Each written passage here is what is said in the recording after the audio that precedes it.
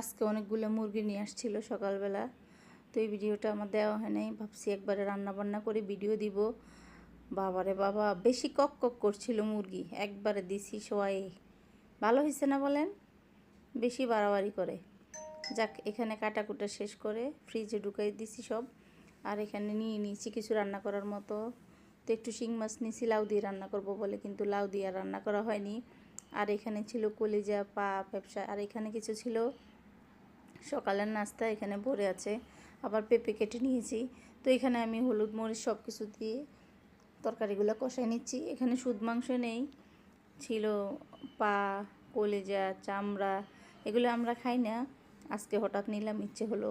আর এখানে পেঁপে বাচি করতেছিলাম।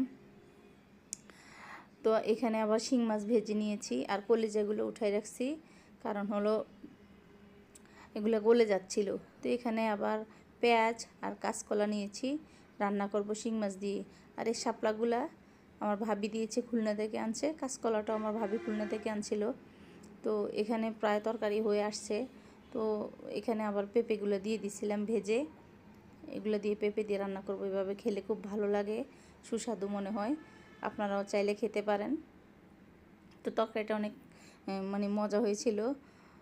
তো পেঁপেগুলো আমি আবার আলাদা ভেজে নিয়েছিলাম, ভাজার পরে এগুলাতে কষানোর পরে এগুলাতে দিয়েছি, যেন না ভাঙে, আস্তে আস্তে থাকে। তো এখানে রান্না আমার প্রায় শেষ হয়ে গেছিলো। তো টেবিলে নিয়ে আসছি খাওয়ার জন্য। তো এখানে তরকারি ছিল কলা দিয়ে শিং মাছের ঝোল, আর ছিল মুরগি দিয়ে পেঁপে। আল্লাহ হাফেজ।